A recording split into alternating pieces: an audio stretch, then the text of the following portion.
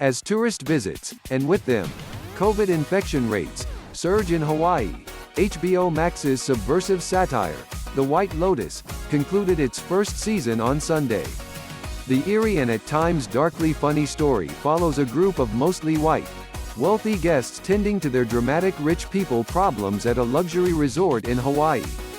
The guests seem immune to both consequences and self-awareness, and the show also focuses a good deal on the resort workers who have the displeasure of catering to their every whim. There's something about The White Lotus that's felt almost prophetic, as if the show, filmed last summer, predicted how many privileged people would flock to escape to Hawaii at the first chance, with little to no consideration for how their travels could affect an island with a vast indigenous population and many vulnerable hospitality workers. On The White Lotus, one such hospitality worker is Armond, played by Murray Bartlett. Despite publicly performing as the perfect hotel manager and host, Armond loathes the self-centered guests with a passion that becomes clear early on, and his character provides a relatable lens through which audiences glimpse and come to understand some of the truly loathsome characters in The White Lotus.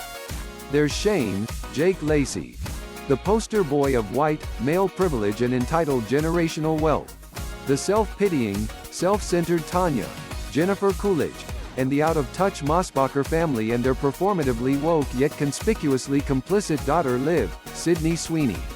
Teased in the first episode, the identity of the person who dies is finally revealed to be none other than Armond in the season finale. After a truly trying time dealing with the resort guests and especially the demanding, entitled Shane, Armond learns he's going to be fired and decides to go out in a blaze of glory. He snorts the last of the drugs he appropriated, which leads to a bizarre sequence of events that includes Armond taking a retaliatory dump in Shane's luggage and then hiding when Shane returns to his room. Upon finding the unexpected gift and hearing what appears to be an intruder, Shane grabs a blade, rounds a corner and ends up stabbing Armond out of fear. It's a memorable end, to say the least, for a memorable character, Bartlett said in an interview with Salon. He's an amazing metaphor for our public face and our private face, how we manage this.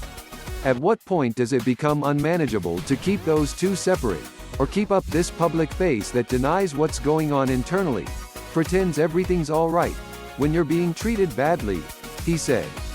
Armond similarly presents a metaphor for many hospitality workers in Hawaii, left with virtually no other options but to serve privileged vacationers as a direct result of the legacy of American imperialism.